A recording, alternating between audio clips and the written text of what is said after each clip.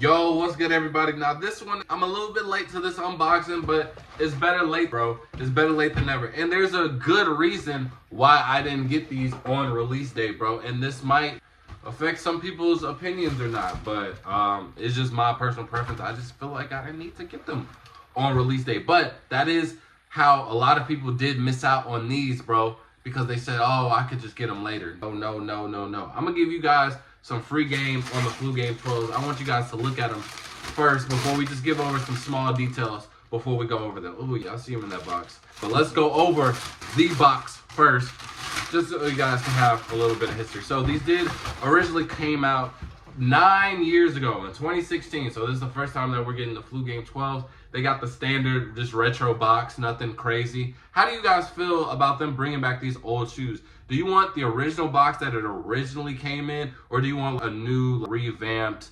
reimagined type of box, right? I don't know. Sometimes I feel like they need to change it up. Sometimes I think they need to just keep it old school. But me personally, I was never a big fan of these boxes, man. And I think that's because I didn't start buying my Jordans until the late 2010s, because that's when I got into sneakers. So obviously I know this is curated to the older sneaker releases, but even in the 2010s, they were still dropping shoes like this. Next is the sizing label, Air Jordan 12 Retro, black/varsity red, quick and easy. We all know what it is, the Flu Games. Size 13, this is not my personal pair. Two fun facts. One, I traded a pair of Kobe 6 All-Stars for these. Let me know if that's a good trade. We both got these for retail. We both just did a straight up trade. Is that valid or not? Is that valid? Let me know. And then two, I don't own a pair of 12s. I don't think I've ever owned a pair of 12s, but it is a goal. It's been a goal of mine since I was a kid that I wanted to get the Jordan clock and put every number release as the number. So Jordan 1, Jordan 2, etc.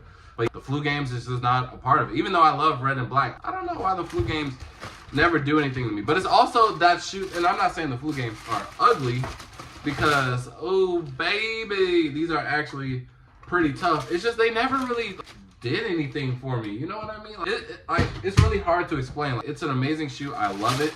I love that other people are loving this shoe. And it's just something that I can't get into, bro. It doesn't do anything for me, even though I love this shoe. This is a shoe I would love to look at, but what I paid, what retail on these was $210, so $227 after tax. I don't know.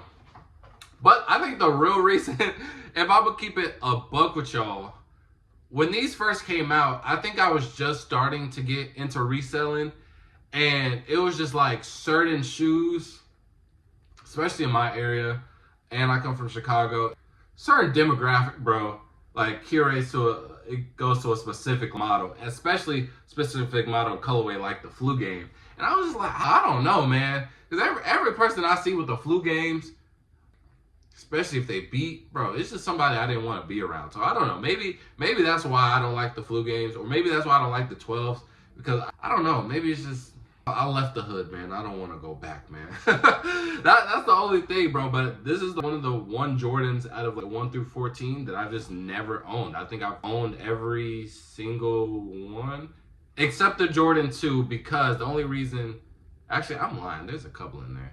But there's a couple that I want badly, and they just haven't dropped anything. But there has been some valid 12s. The only 12 that I like is the Chinese New Year 12s, the ones that look like the taxis, and they got the little letter in it. But back to what I'm saying, the hood loves these, and that's why you probably missed out, or why it was hard for you to get. Because again, this shoe, last time it came out was 9 years ago. Anytime that I see a Flu Game, it literally just beat to death in just this horrendous condition, to the point where it's kind of disrespectful.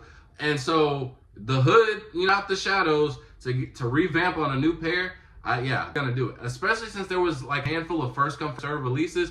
Oh, trust me. Look, my community, we gonna pop out if it's for a hood classic. And this is exactly what it is. And I don't know why a lot of people were surprised that these were gonna be hard to get, because we just have to reimagine 5 release, right? And that was a release where technically it's a regular Jordan. You say it's not because it's the reimagined, but overall, it's not a collab or anything like that. It's just, but with a fancy title. You just brought back an old shoe, but they did some changes to it, which I do think on the 5s they did make it better.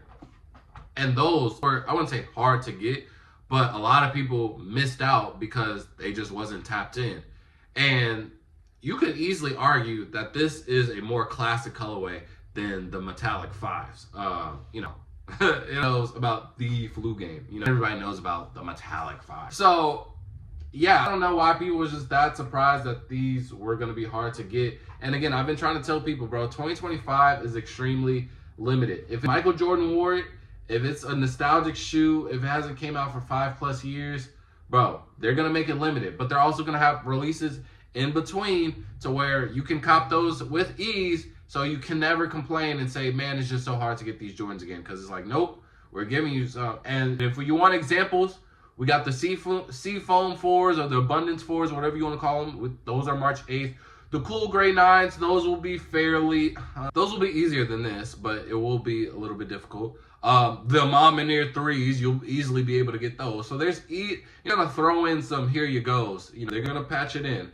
But shoes like this, these iconic, these collection pieces, these grails, these nostalgics, yeah, gonna make these limited, bro. And you know, they should. Now, I will say, as the day that I am recording this, there was a huge restock. I wouldn't say huge, but there was a decent restock, and they have slightly been restocking on like lock and stuff like that. So there are going to be late shipments. So if you did miss out for a pair, just hold off on resale if that's the route that you're trying to go with.